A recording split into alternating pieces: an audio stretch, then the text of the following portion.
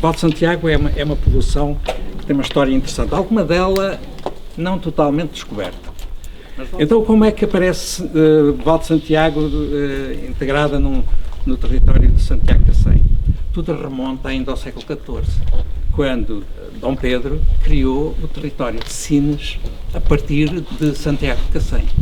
No período subsequente à instauração do Estado Liberal, há um reajustamento das células municipais e até das freguesias à escala nacional. Val de Santiago saiu do conceito de Santiago Cacém e foi anexado por Messejana. Para que haja uma comunidade, a existência de água em abundância é uma coisa importante e, normalmente, estas pequenas localidades estruturam-se em torno da sua igreja e do poço. Os poços eram equipamentos fundamentais na vida das pessoas e na sociabilidade das povoações, porque junto deles se juntavam, geralmente, as mulheres, que punham água nas suas enfusas e que punham a conversa em dia. A própria implantação da aldeia tem também alguma justificação nesse aspecto de ter aqui água?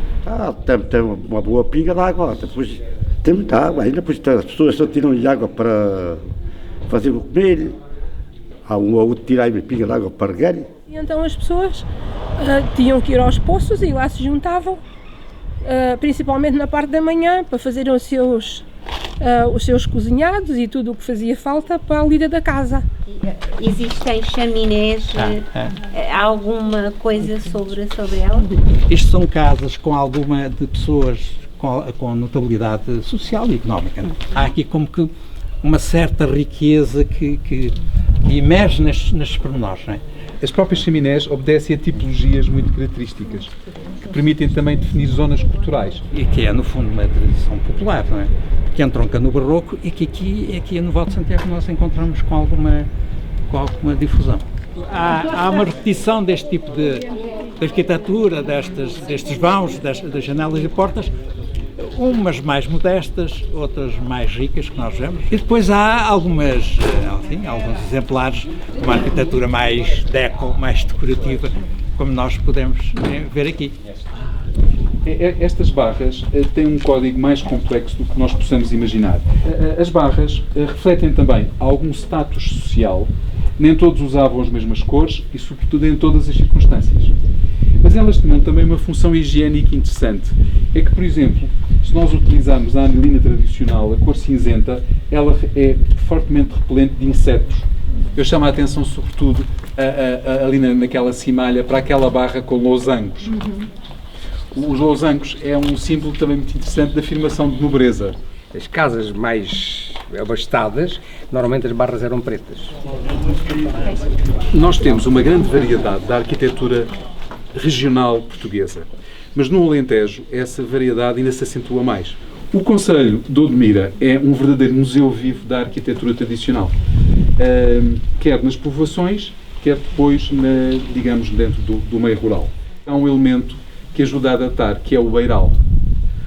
O beiral ou beirado só é introduzido nestes edifícios de maneira sistemática a partir da segunda metade do século XVIII. O poial e as escadas de acesso eram também uma solução muito utilizada em sítios em que, por causa da precipitação irregular que caracteriza o clima mediterrâneo, de vez em quando as ruas tinham torrentes de água, não é? Era uma arquitetura verdadeiramente ecológica em todo o sentido. E portanto, utilizavam-se a arquitetura de terra, era a arquitetura preponderante, a taipa e o adobe, não é? Que tem aqui. Mas aqui também é muita pedra. Muita pedra. A taipa é mais duradoura e tem outra capacidade de resistência, não é? O adobe também foi utilizado pontualmente em palheiros e estruturas desse. E até em divisórias. Em divisórias. Nós hoje temos uma experiência muito interessante que é a integração de árvores na arquitetura permite baixar as temperaturas de uma maneira muito significativa. Eu tive a felicidade de viver 15 anos numa casa em taipa e aí sente-se mesmo a diferença. Não só da questão térmica, a diferença que é no verão, que é uma casa fresca, e no inverno conserva a temperatura da casa. Pois as povoações alentejanas beneficiam de outro facto que é a homogeneidade cromática. Enfim, provavelmente até alguns edifícios não valem por si especialmente, mas quando são vistos no conjunto funcionam como um coro, não é? Portanto, transmitem uma mensagem bastante homogéneas. Esta aldeia reflete também isso, aquilo que é a tranquilidade do Alentejo, para além da beleza desta arquitetura branca, esta arquitetura vernacular. Esta arquitetura era, no fundo, bastante democrática, porque não era preciso grande especialização para a praticar, ela só tinha uma limitação importante, que era depois a subida em altura. Aí é que começavam depois alguns problemas mais de ordem estrutural, que era difícil de calcular. O barroco valoriza muito, digamos, as superfícies curvilíneas e, particularmente nos vãos, para distinguir os edifícios mais nobres, fossem, enfim, palácios, casas senhoriais, edifícios públicos, mesmo igrejas, havia uma valorização do arco quebrado. A igreja que vemos hoje aqui datará já do século XVI e depois, como muitas outras que sofreram bastante com o terremoto de Lisboa, ela tem que ser profundamente transformada a partir dessa altura. Bem, e aqui entra em ação a Escola de Arquitetura de Santiago de Cacém, que tem características próprias. Adere-se a um modelo muito característico da arquitetura, que são estes frontões, portanto, em pena de um telhado de duas águas, que é a solução mais simples, que depois é harmonicamente integrada num frontão em chaveta desdobrada, que é uma solução que aponta para o céu, é como se fosse uma flecha que nos eleva ao espírito. É o mesmo efeito da arquitetura gótica. Informar das horas era uma coisa muito importante nesta altura. Era importante para manter as pessoas informadas, mas também por uma questão de direitos dos trabalhadores. Porque, embora estas pessoas trabalhassem de sol a sol, já se começa a haver uma certa regulação da atividade nos campos, não é?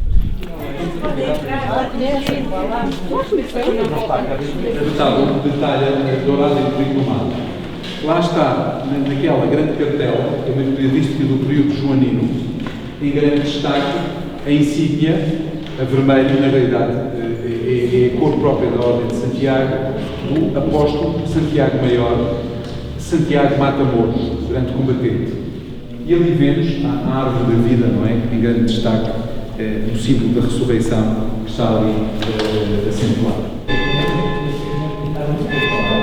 Isto é para ajudar para comprar a imagem de São José, que não temos aqui na nossa igreja. Oferecemos um miminho a quem sair e nós ganhamos a nossa imagem. Só para ajudar mesmo, é só para ajudar. Olha, e quem por acaso, se for de vocês, o sorteado, depois no dia a gente faz questão de vir cá para a gente dar um abraço de alegria e de confraternização. E obrigado pelo Val Santiago é uma aldeia tipicamente alentejana. Diria que da freguesia a mais típica, porque tem a igreja neste formato, como tivemos ali a falar, tem as casas, tem os passeios distintos, as barras das casas, pronto. É uma aldeia muito tipicamente alentejana.